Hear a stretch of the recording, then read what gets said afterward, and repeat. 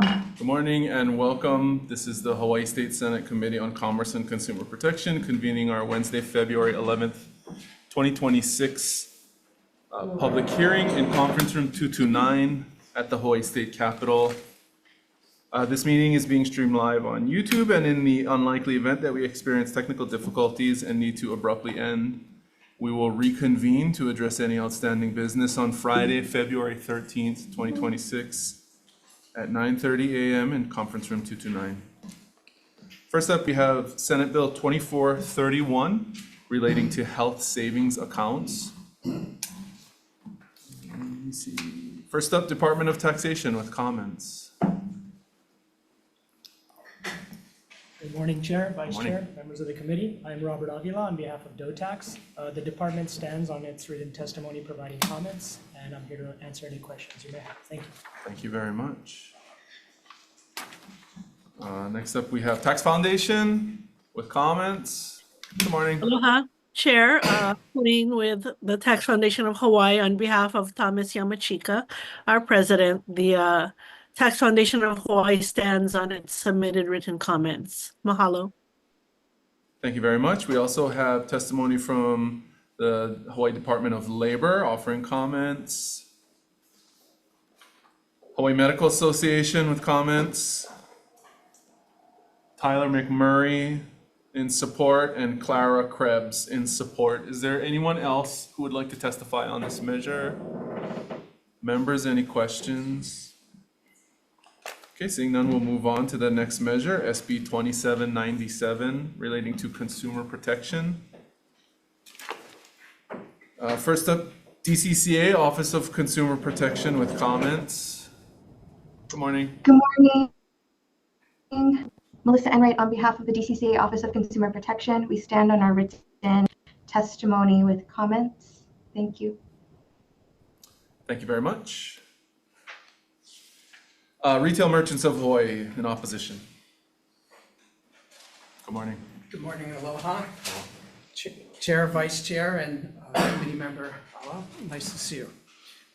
My name is Dave Erdman. I'm the interim president of Retail Merchants of Hawaii, and Retail Merchants of Hawaii respectively opposes SB 2797. We have provided written testimony. Retailers absolutely support protecting consumers, but gift card fraud is driven by organized criminal activity, not retailer practices. This bill shifts the new compliance costs and legal risk onto our businesses, our retailers, especially small retailers, without stopping the criminals. A better approach is stronger criminal penalties and enforcement against fraud networks. Mahalo for the opportunity to testify. Thank you. Thank you very much.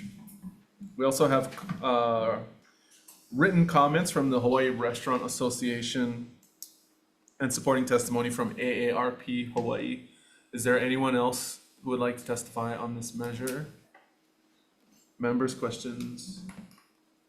Okay, we'll move to the next measure, SB 2946, relating to foreclosures. First up, we have the Hawaii Bankers Association with comments. Good morning, Chair. We'll stand on our written comments. Thank you. Thank you very much.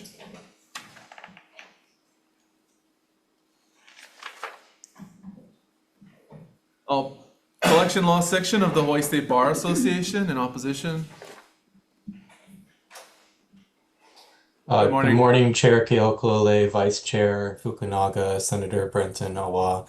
On behalf of the Collection Law section of the HSBA, we respectfully oppose this measure because it would create a lot of confusion and essentially strip the judicial branch of its discretion to confirm certain judicial foreclosure sales. And we ask that this measure be deferred. Thank you. Thank you very much. We also have written testimony from the Mortgage Bankers Association of Hawaii in opposition, AOAO Lakeview Sands in opposition, Mark McKellar in opposition, the Hawaii Credit Union League offering comments, Hawaii Financial Services Association offering comments, and individual testimony from 7 other individuals, all in opposition. Is there anyone else who would like to testify on this measure? Members, questions? Okay, if there are none, we'll move to the next measure, SB 2961, relating to insurance. First up, the Insurance Division with comments. Morning, Chair, Vice Chair, members of the committee, Matt Sujimo on behalf of the Insurance Division. You have our written testimony. I just want to point out, ALE is typically helps to pay the reasonable increase in living expenses in the event that your home or your property becomes uninhabitable. Generally speaking, there are two factors that determine kind of the limits on those. It's either the percentage of your coverage dwelling, which would normally be a dollar amount, or a time frame. So generally speaking, that percentage is going to be somewhere between 15 to 30% of either your coverage dwelling or your personal property coverage. And the time frame, depending upon the insurer, varies between no time limit to anywhere down to 24 months. So while we do see certain benefits and we can understand the intent behind the measure, we also do point out that there may be potential implications that might not be so consumer friendly, but happy to answer any questions. Thank you. Thank you very much. Next, we have the Hawaii Insurers Council with comments. Good morning, Chair, Good morning. Vice Chair, and members of the committee. I'm Leslie Dorr. I'm here to represent Hawaii Insurers Council, and we stand on our testimony with comments. The L, as Matt explained, does cover additional living expenses for loss. There are some parts of the bill that we have defined in our testimony that we provided that we just asked for some more clarification on. And I'm here if you have any questions. Thank you very much. We also have opposition testimony from NAMIC and support from Terry Yoshinaga and Johnny May Perry, or comments from Johnny May Perry. Is there anyone else who would like to testify on this measure? Okay, members, any questions? Okay, seeing none, we'll move to the last measure on this 9:30 regular agenda, SB 2948, relating to insurance fraud. First up, Insurance Division with comments. Morning, Chair, Vice Chair, members of the committee. My name is Shelby Taguma. I'm here on behalf of the Insurance Commissioner. And we did provide our testimony with written comments. Just want to point out a few things. So first of all, we do appreciate the intent behind this bill. First thing, we just feel that some of the definitions offered can be covered by existing statutes.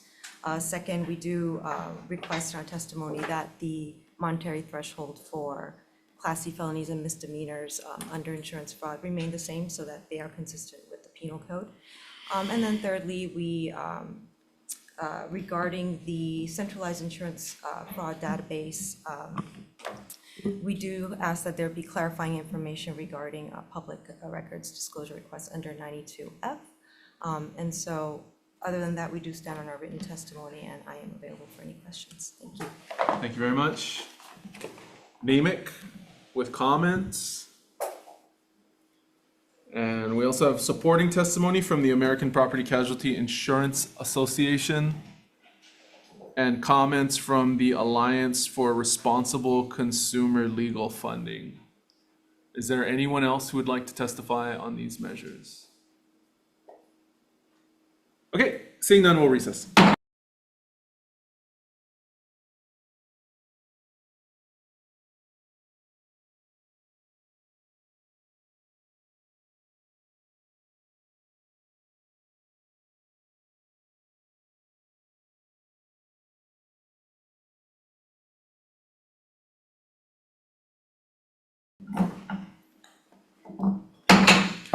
Okay, reconvening on this 9:30 a.m. CPN agenda to make recommendations on a number of bills. The first is Senate Bill 2431 relating to health savings accounts.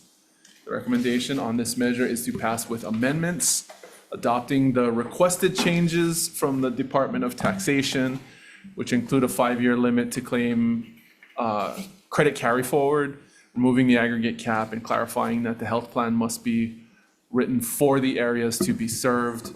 We'll also add a definition for rural and adopt the HMA's recommendation to require transparent reporting. There are also technical, non-substantive amendments, and will defect the effective date of this measure to July 1, 2050 to keep the conversation moving. Is there any discussion, members?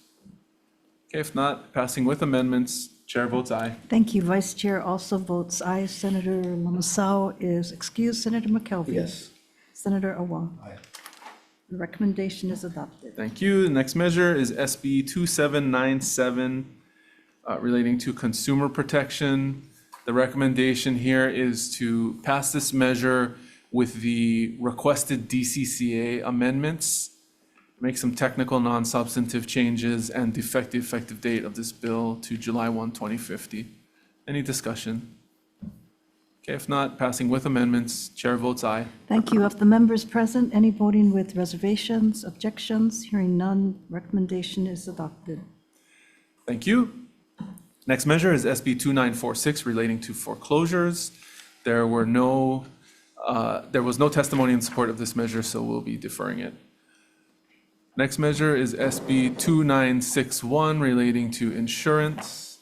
The recommendation on this measure is to pass with amendments. We will adopt several of the Hawaii Insurers Council requested changes to clarify that the bill's provisions apply when a state of emergency has been declared, to remove language allowing ALE benefits to be applied to a purchase, amend the time for an insurer to advance payment, clarify that the provision of and extensions for additional living expense benefits are subject to policy limits.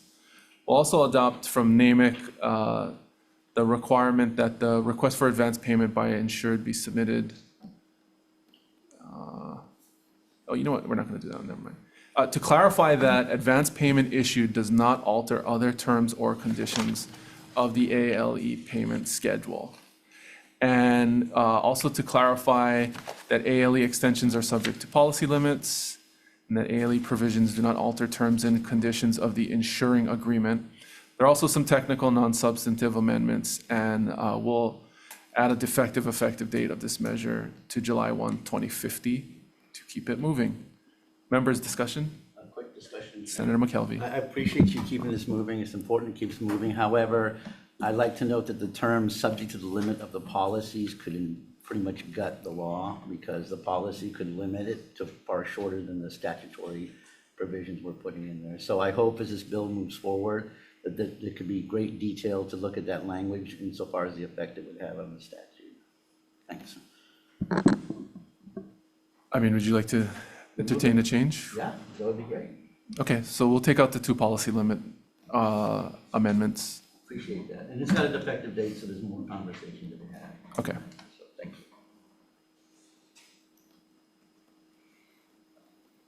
Okay, the changes are noted. Any other discussion?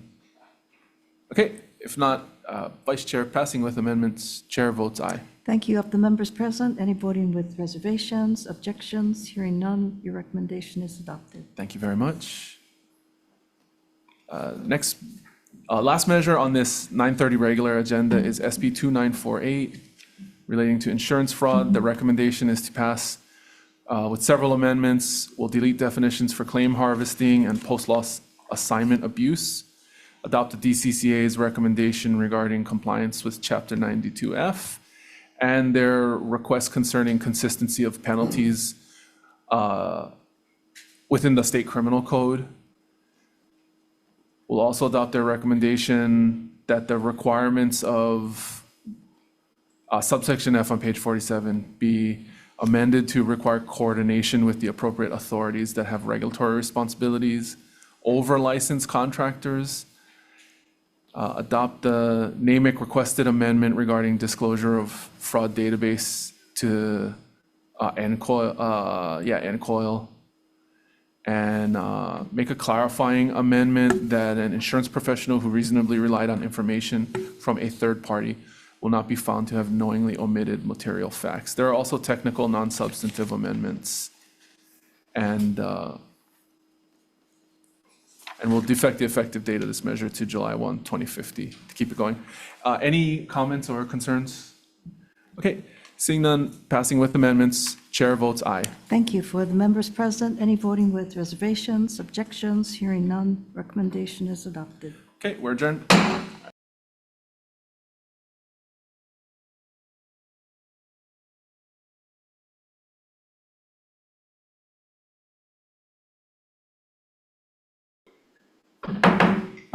Okay, we're convening this 9:30 a.m. Wednesday, February 11th, 2026 decision-making agenda in conference room 229 at the Hawaii State Capitol to make recommendations on SB 3000, which was heard yesterday in this committee.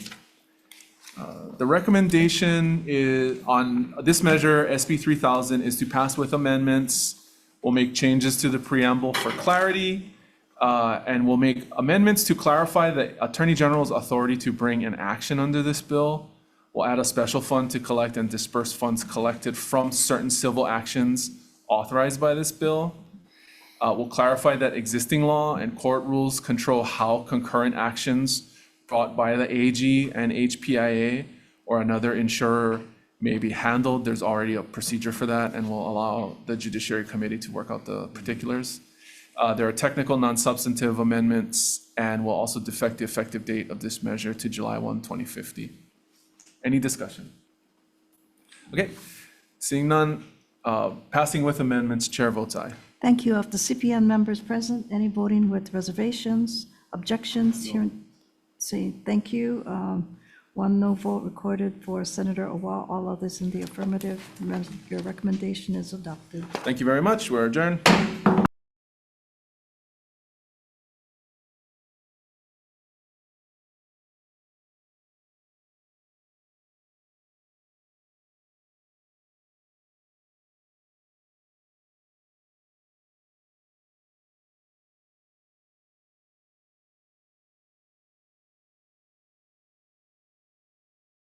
AM Joint Committee agenda between the Hawaii State Senate Committee on Commerce and Consumer Protection and our friends from the Committee on Government Operations. To consider one bill, I'll yield to the lead chair. All for right, the thank you action. very much. Appreciate not having to do the script. Senate Bill 2258, first up, Department of Education. They have submitted comments. So go ahead.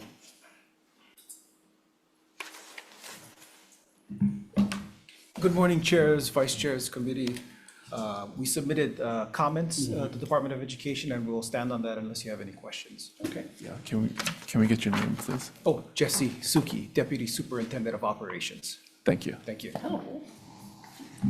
Next up is we have two individuals testifying, Glenn Kagamita, they have written testimony in support, and Megan Blazak, individual in support. That's all the written we've received on this measure. Is there anybody in the audience wishing to testify? Seeing none, members' questions of the DOE. I have a quick question for you, sir. One of the changes the bill makes is to amend our local product targets for, ag and schools from where it is now a calendar year into a school year. Would that present problems for the department insofar as those original, target goals that the legislature enacted being met, or? Jesse Suki again, Deputy Superintendent of Operations. I'd like to say no, but can I get back to you? I just want to be sure that wouldn't create any procurement issues in the scheduling. But if you want to just get back to us on that, that would be great. Okay. Okay, thanks, Chair. Oh, anybody else? I'm the lead beginning. I'm so used to you running the show in this room. Any other questions of the Department of Education? Seeing none, we want to go into decision making. We have quorum here, so I think what we're going to do is we're going to go ahead and we're going to put technical non-substantive amendments for purposes of clarity and consistency, the effective date of 25/25, and in the committee report, we're going to have Ways and Means. This should have also gone to Education. We talked with the chair of the committee. They're going to intercept it over at Ways and Means, but to look at the issue of the change of the year that we brought up with the DOE. Any other questions or comments, members of GVO? If not, Vice Chair 2258, Senate Draft 1, I vote yes. Chair's recommendation is to pass SB 2258 with amendments. Chair votes aye. Vice Chair votes aye. Senator Hashimoto? Aye. Senator Moriwaki? Aye. Senator Owa? Aye. Measures adopted. CPN, same recommendation. Chair votes aye. Thank you. Of the CPN members present, any with voting with reservations, objections? Hearing none, your recommendation is adopted. Thank you. And we're adjourned.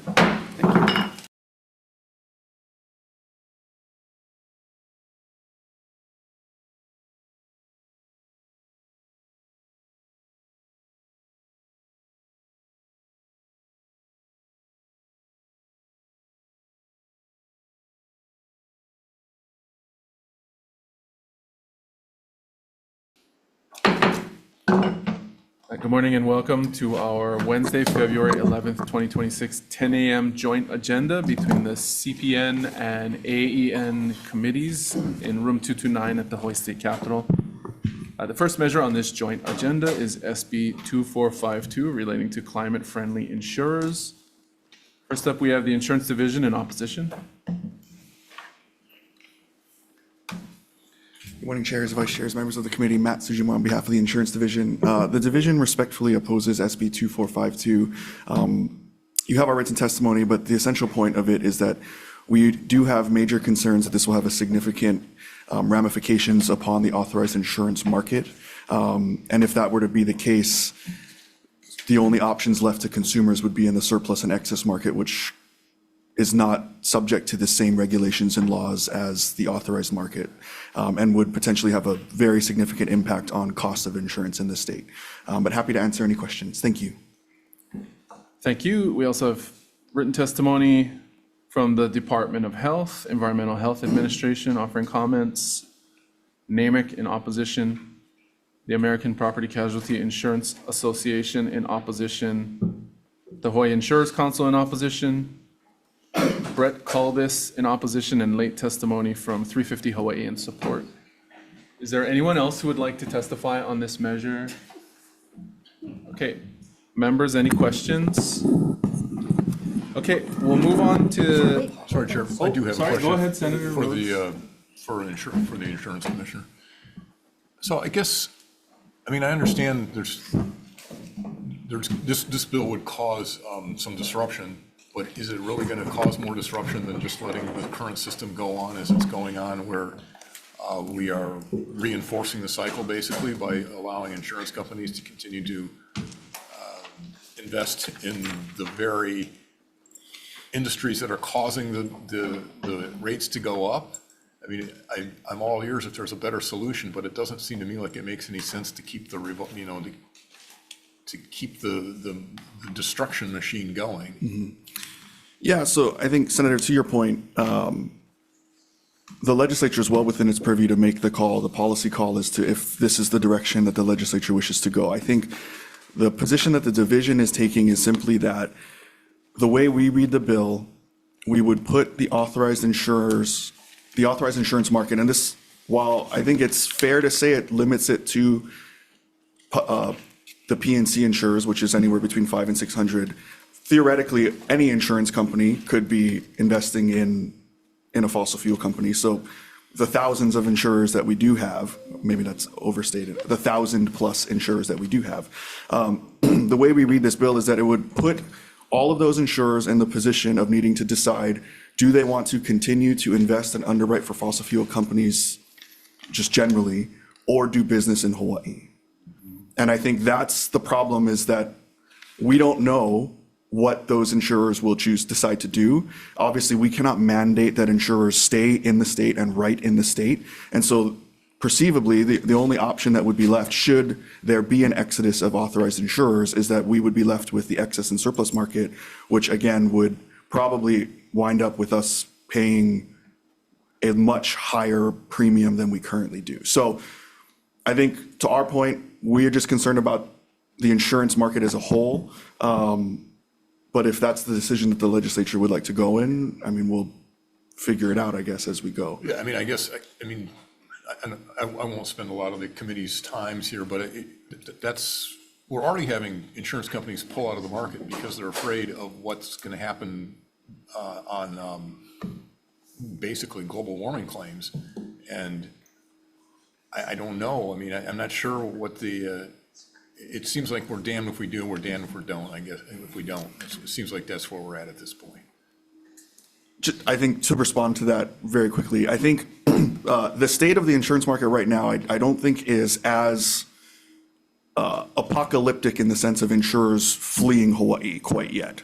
But we do feel that should this bill go through, that would accelerate the process of insurers leaving. So right now, yes, we are in sort of maybe a. Well, it was pretty apocalyptic about 18 months ago. So, I mean, anyway, we don't need to argue. We understand each other's point, but I'm just saying there are downsides to not doing something too. Thanks, Chairs. Members, any other questions? Okay, if not, we'll move to the next measure, SB 3319, relating to hemp. We do not have registered testimony on this measure. Is there anyone online or in the room who would like to testify? Okay, seeing none, we'll move to the AEN lead agenda, and I'll yield to the co-chair, Senator Gabbard. Thank you, Chair. SB 2760 relating to invasive species clarifies that the importation of any item or material infested or infected with an insect or other animal disease or pest is prohibited, requires DAB to adopt rules to designate certain restricted articles, to require a compliance agreement prior to importation, clarifies that the state is not responsible for any economic loss or damages related to any actions by the department under Chapter 150A HRS, and also authorizes the department to administratively inspect any article imported or moved into the state from the continental U.S. or between the islands of the state. Authorizes the department to compel the quarantine of certain non-agricultural items or materials, and allows for certain interim rules adopted by the department to be effective for up to 2 years. First up is Patrick Chi from DLNR. Aloha chairs, vice chairs, members of the two committees. I'm Patrick Chi, the invasive species coordinator for the state over at Department of Land and Natural Resources. This bill, it has a lot in it, and we appreciate the variety of measures that are in here, including the expanding DAB's, the Department of Agriculture and Biosecurity's responsibilities to work with all parts of the University of Hawaii. Currently, they're only working with one of the colleges, the College of CTAR. So we also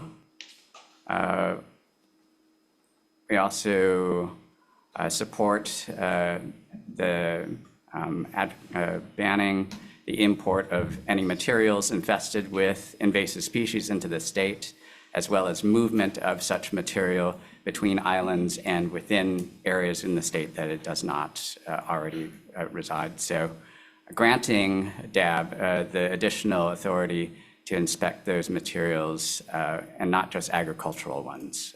We really support this part of the measure, as well as the department supports extending the effective period of interim rules from 1 to 2 years. And it also agrees in implementing civil penalties for this enforcement.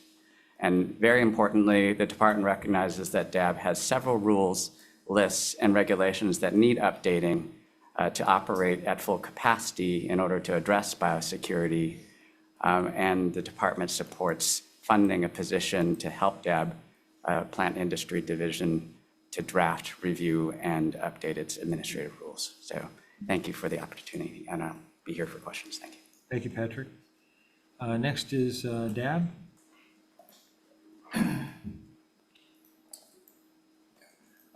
Good morning, chairs, vice chairs, and members of the committee. Jonathan Ho, Plant Quarantine Branch Manager. We'll stand on our written testimony in support with some comments about the proposed changes, and I'm available for some questions. Thank you. Thank you. Stephanie Easley from CGAPS.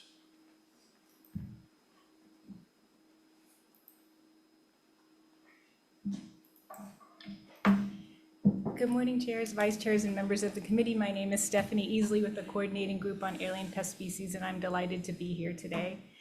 We did submit written testimony. I just wanted to highlight a couple of things, kind of the big picture things, and then a couple of little details.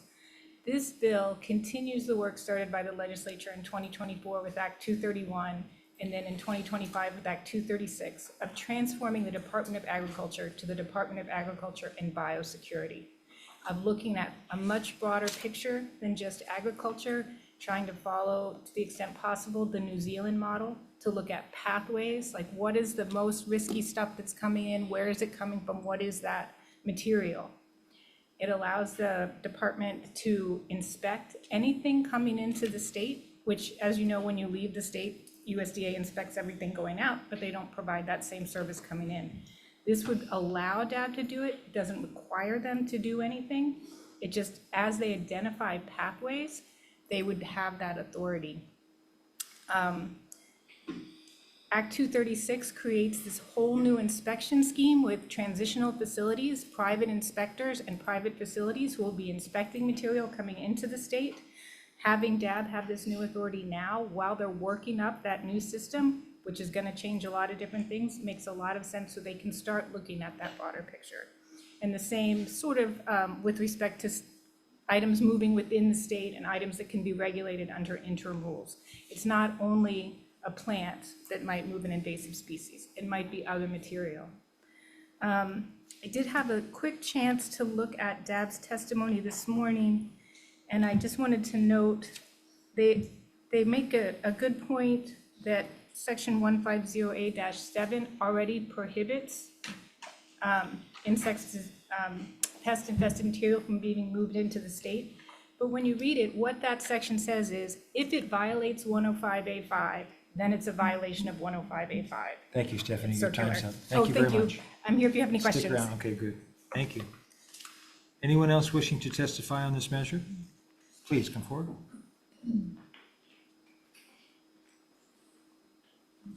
Aloha, chairs, vice chairs, members of the committees. My name is Nate Doobie. I'm the manager for the Oahu Invasive Species Committee. We submitted testimony. Standing on our written testimony, was submitted a bit late. I'm here to answer any questions. Thanks. Thank you, Nate. Anyone else? Members, any questions? Senator Fukunaga? Who to, well, I guess for Department of Land and Natural Resources and Department of Agriculture, in the CGAP's testimony, the point was made that removing the strict liability provisions and moving towards a civil penalty was what they thought was a thoughtful measure. Do your departments basically agree with that? Yeah, I agree with that, yeah. Okay. Well, our department does, yes. Okay, thank you. Any other questions? Deb? Senator Decoy? So in addition to the position to work on rules, will you be able to implement the bill to regulate non-ag commodities such as building materials, vehicles without additional staff and appropriations? It would depend, Jonathan Ho, Plant Quarantine Branch Manager. Excuse me. I think it would depend on the how broad the scope would, how broad of a scope and where we would do it. I think to the extent of like with regards to building materials, the way that I would envision it occurring would be to flag specific types of materials and containers, conduct the inspections to determine risk over time, and then for those particular commodities that do have additional or that are found to be transporting or harboring pests, you would then target those containers more often, and depending on the amount of those commodities and the frequency of pest infestations, we would then eventually seek to require inspection for those goods. I think to the extent of with the existing staff, it's hard to say because I honestly do not know the volumes of those materials that are being imported. And then I think to the extent of, for example, with Maui County and the rebuilding, there will be a lot of that material coming in. So to try to address that risk, I think is going to be something that will be a challenge to some extent. The Maui staff does, I think, in proportion to the amount of imported goods that are currently regulated, they are the most well-staffed for plant quarantine, and they're all housed on Maui. So there is probably a better opportunity compared to the rest of the state. But I think I don't have a really good So solid Jonathan, answer do about you, that. do you guys have one treatment in place to clear it? In other words, is there an entity that exists today? Container comes in, just zap, treat the entire container and clear that container if, would it be lumber, would it be vehicles? Because as you know, if you look at Molokai, their vehicles, no more nobody for fix the vehicles, we send them here. Could be cattle pens going in and out, shipping inner islands, like how you guys handling that? But what I'm more concerned about, if there is a treatment that is out there, which my understanding is one of the companies in Maui can treat it and be treating a lot of the stuff on all the islands. But you guys haven't brought that up. Why not? Yeah, so historically, with regards to a quarantine treatment, whether it is a requirement prior to movement, or it is done in reaction, or sorry, as a result of an inspection, we rely on the importer to find an applicator that can apply the treatment that would eradicate the pest. So we're not in the treatment business. And No, but you know people that are in the treatment business, and because when we dealt with the CRB, and this was our problem, okay? CRB moratorium on Molokai, right?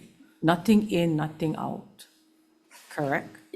nothing in, out, I there's mean, no nothing, yeah, regulation. nothing in. Yes, correct. But with this legislation, should be nothing out as well, unless it's inspected and treated.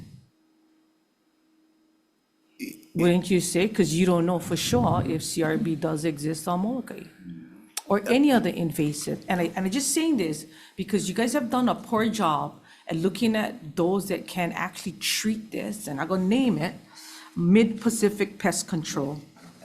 They've been treating a lot of this stuff that can literally allow us to move stuff faster than holding up cargo at the wharf, which is what the big beef was, that was gonna hold up all the cargo stuff. So why don't you guys talk about that?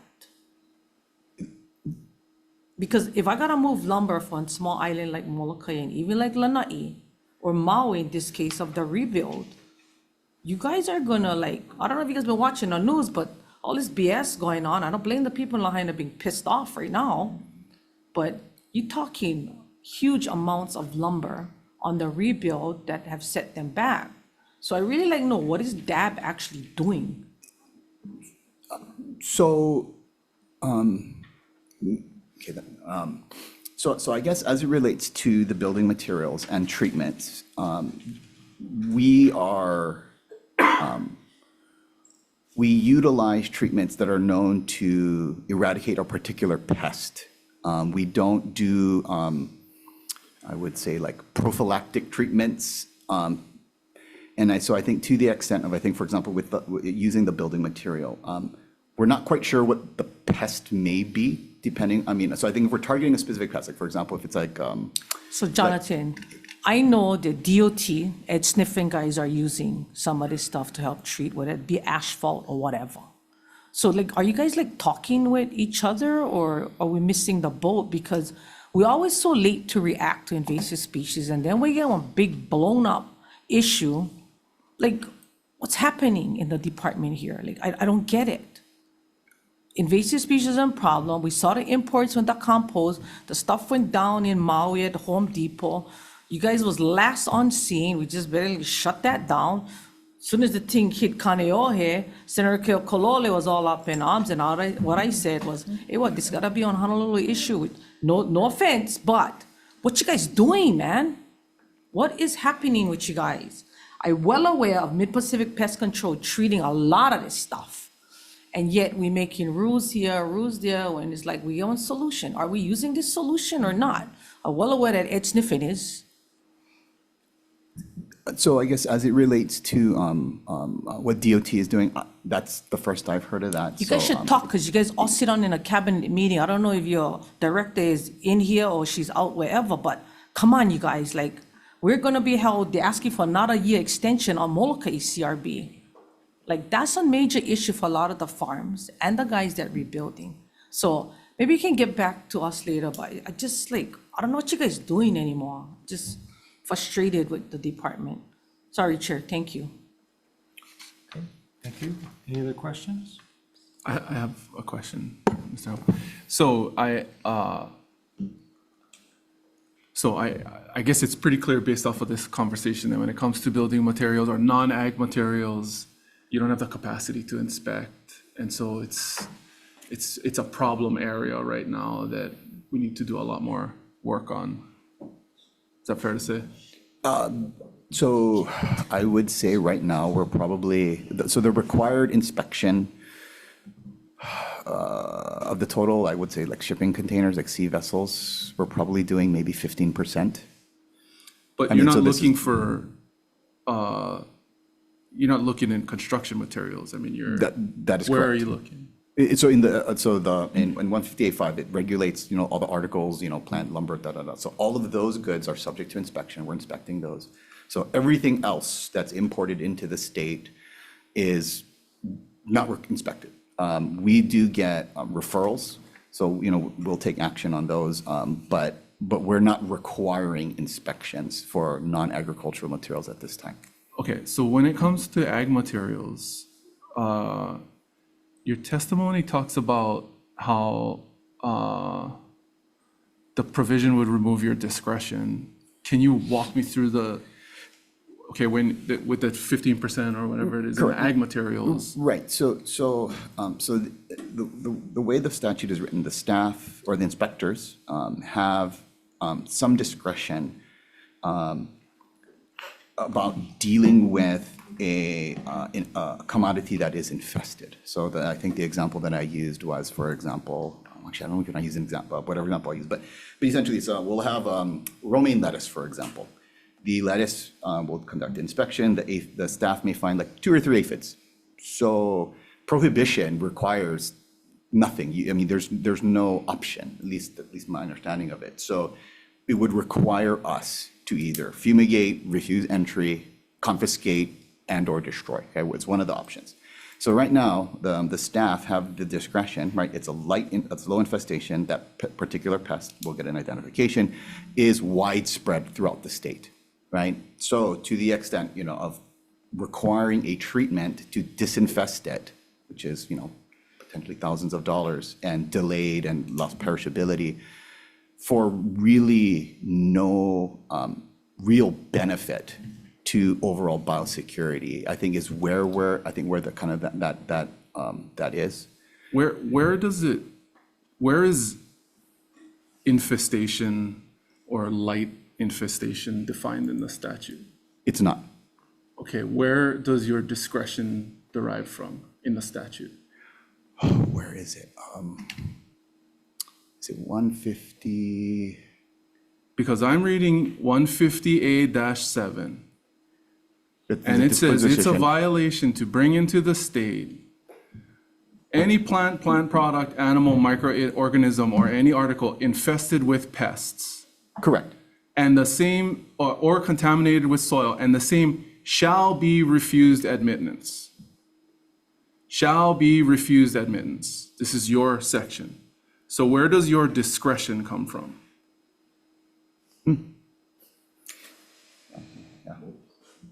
That's the policy that we've always used. So obviously it's wrong. So DAB's policy, existing policy, is to violate its mandate in 158-7.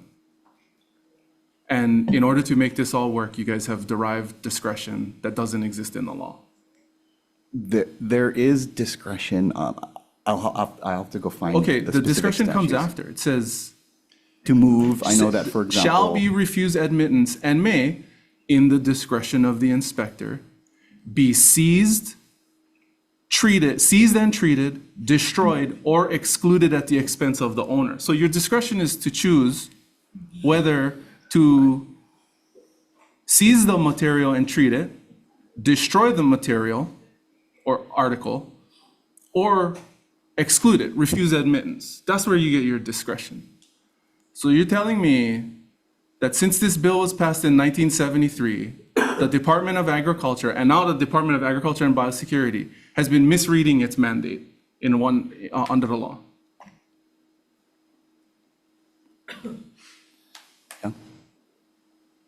Don't worry, I'm not mad at you. You are, I mean, the words are the words. There's no other way to, because shall Okay. is shall. Would you like to resubmit testimony that corrects some of the assumptions that have been made on this bill today? Given the fact that the state of Hawaii Department of Agriculture and Biosecurity appears to be misreading its own mandate under the law.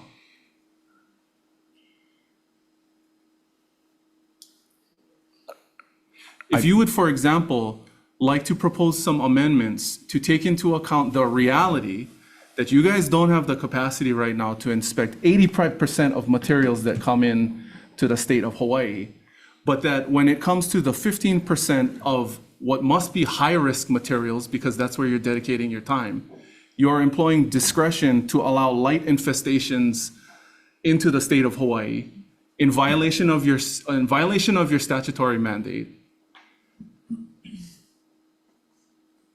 We can try to. And perhaps this might explain for the community and everybody watching why we have an infestation problem across the state of Hawaii.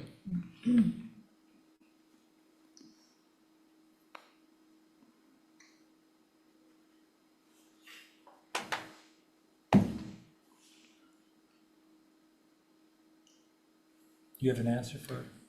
So I guess to the extent of, yeah, we can provide something to try to address it. Okay, I would also like to note that in multiple sections of your testimony, there are circular arguments being made. For example, on page 4, it reads, the department believes that on page 30, line 7, HRS 150A-5 subsection B4 was inadvertently listed and should instead be changed to HRS 150A-5 subsection B4. So there are a number of mistakes in this 6-page. No, that one was a correction because Yeah, it's a correction. 150A-5B4 should be corrected to read 150A-5B4. This is on page 4 of your testimony. So in the, okay, so. Yeah, so perhaps we should revisit that part. The bill has it's a correction of the text. Okay, so you can clarify that section as well.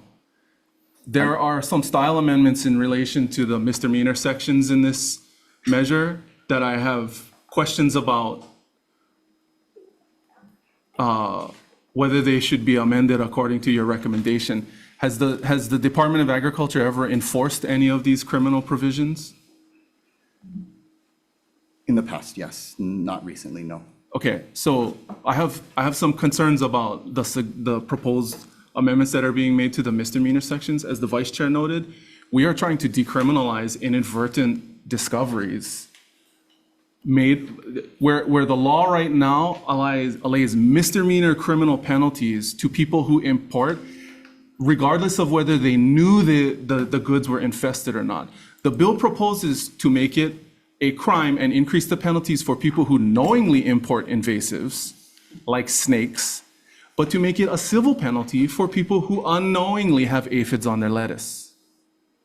Correct. And so the changes that DAB is proposing in this measure appear to be stylistic in nature, and there's no substantive justification for why they're rearranging criminal statutory provisions. So again, I'm going to ask that the Department of Agriculture resubmit testimony and reconsider the proposed amendments that you have in this bill that allow your department to continue to violate their statutory mandate, and also propose that the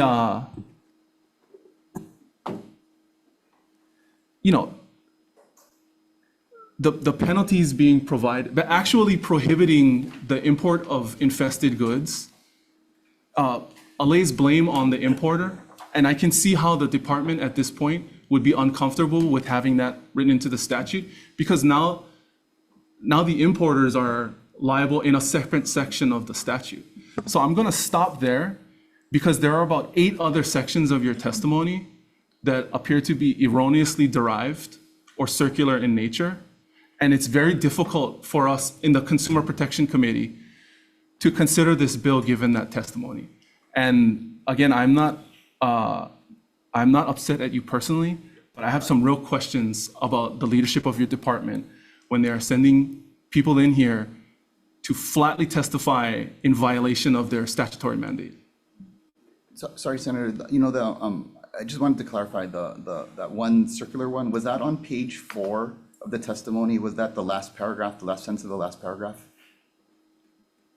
I mean, if you really want to go into this. I just want to make, because I think that's an easy. Why don't we just stop there and we can Okay. take this up offline? Because I think we should move on. Okay, thank you, Chair. Thank you. Chair, I've got a question. Yeah, this is more philosophical, Jonathan. The importance of biosecurity in this state cannot be argued.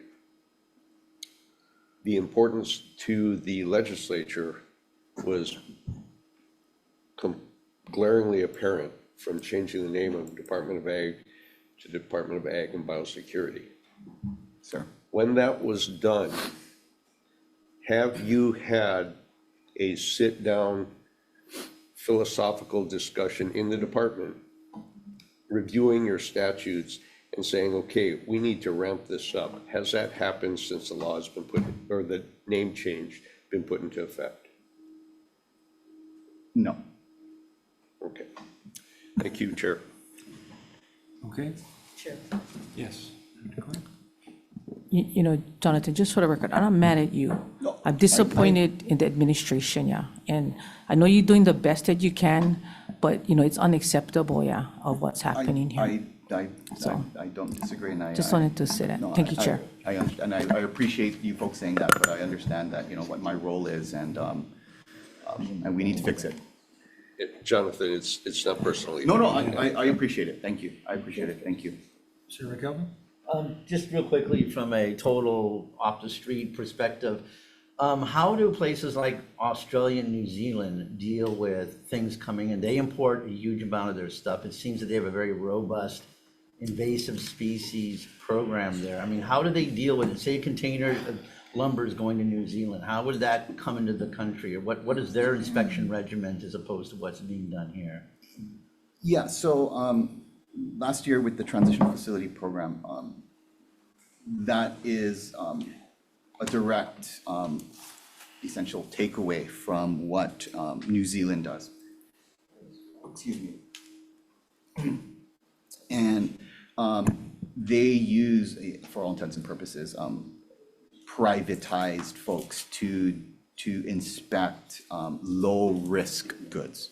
So they have this very large network to assess every commodity that's being entered into the country, and they are able then to label each of those commodities at a certain risk level, and depending on the risk level, the appropriate inspection will occur. So, for example, a low-risk good that has historically not been found to have passed like plastic toys or something from this particular company. They are, it's going to the transitional does their thing, and it moves. I believe they have. How's their success record? Just because I know the committee's time is limited. So they focus pretty much the vast majority of their resources on prevention. And I think the state is, I think, we're not necessarily, I think, doing the same. Prevention, like refusing admittance of infested articles at the port. Yeah, and I think to the extent, and again, I think kind of, I guess I can't speak to, I don't know why the policy is like that, but I guess to the extent of, right, if we're gonna refuse everything, I mean, nobody's gonna eat, I think, right? And I think that's kind of we were trying to balance that concept. People eat in New Zealand. Right, and I think, so, and again, and I think to the extent of, again, I think their statutory authority and their thresholds, and again, I don't know if they have discretion, maybe that's where, I can't speak to it, I guess, to that extent, but I don't think it's zero tolerance for everything, and I think that's unrealistic.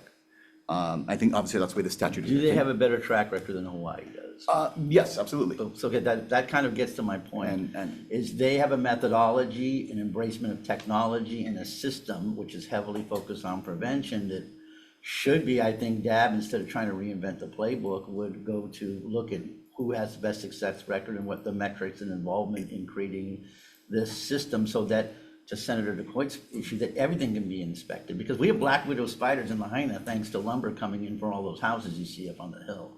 And so it's happening, the silent invasion happens all the time. So I just think that hopefully as this conversation moves forward, there can be a look to places where it is working, why it is working, and how it's working in a more holistic approach. So thank you, Chairs, I appreciate your indulgence. Okay, thank you. Thank you, Jonathan. So on this measure, SB 2760, there were 19 in support, 0 opposed, with 2 comments. We'll move on to the next measure, SB 2048, relating to invasive species, prohibits the sale, barter, or donation of any pest-infested item or material, authorizes DAB to quarantine, treat, or destroy pest-infested items or materials, imposes penalties on individuals who sell, barter, or donate a pest-infested item or material. First up is Patrick Chi from DLNR. Aloha chairs, vice chairs, and members of the committees. The department stands at its testimony in support of this bill. This is in part somewhat a subset of the previous bill. We support the continued prohibition of sale, barter, and donation of materials that are both agriculture and non-agricultural in nature that are infested with pests. So thank you. I'm here for questions if you need. Thank you. Next is DAB. Jonathan? Chairs, vice chairs, members of the committee, department stands on written testimony and support. I'm here for questions. Thank you. Thank you. Stephanie Easley from CGAPS.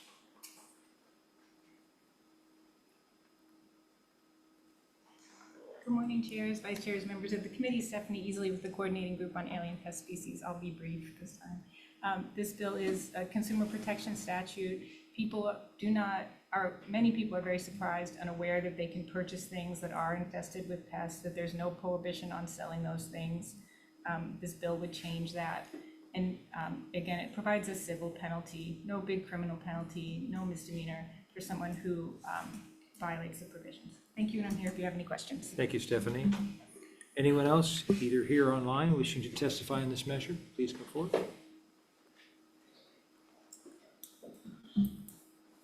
Hello, chairs, vice chairs, members of the committee. Nate Doobie, manager of the Oahu Invasive Species Committee, standing in support of this measure and here to answer any questions from the Invasive Species Committee side of things. Thank you. Thank you. Members, any questions?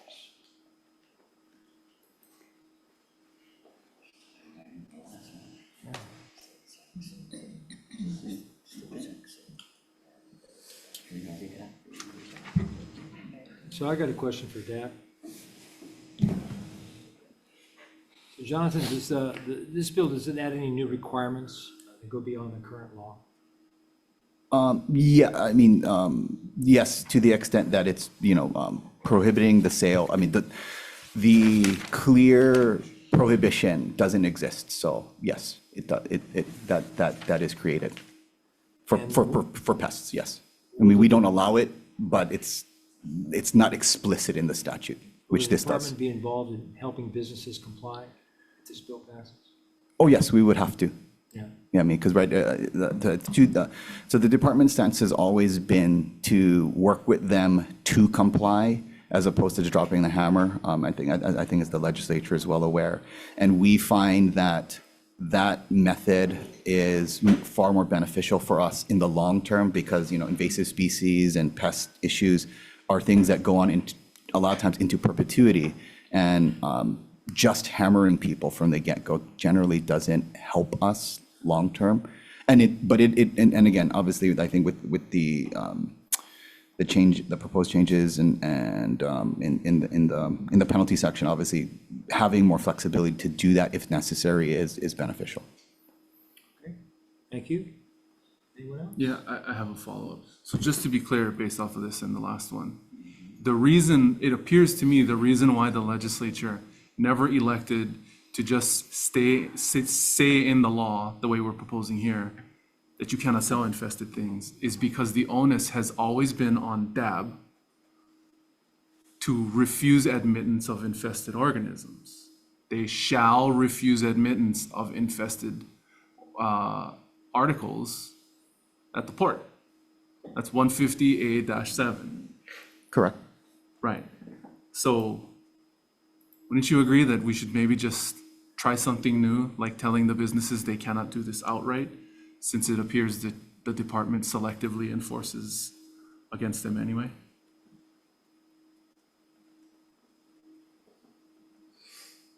Okay, well, never mind. We'll just deal with it later. Thank you. Thank you, Chair. Okay. I'm good.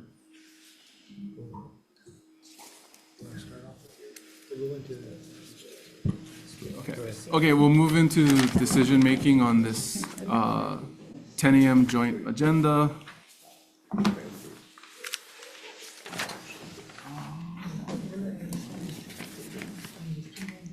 Okay, the first measure is SB 2452 relating to climate-friendly insurers.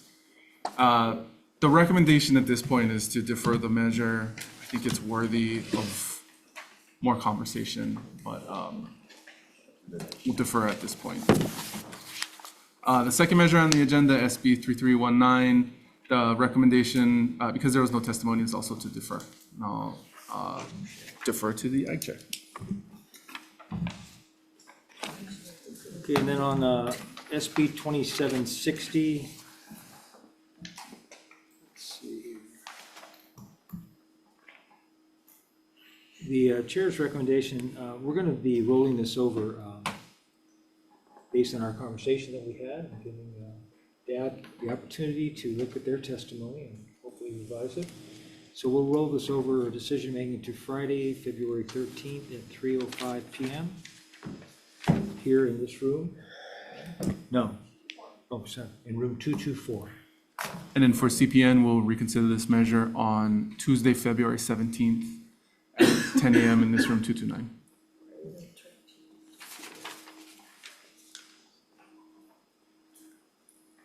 And then on SB 2048, we would like to, let's see.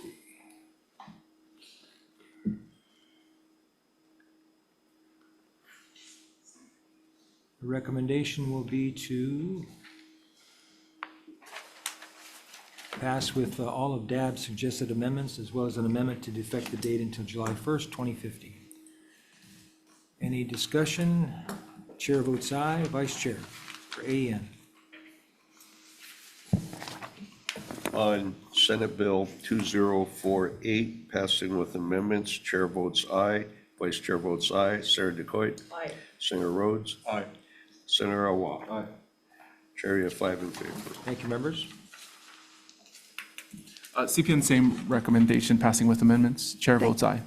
Thank you. Vice Chair also votes aye. Senator Lamassoure? Aye. Senator McKelvey? Yes. Senator Awad? Aye. Your recommendation is adopted. Thank you, we're adjourned.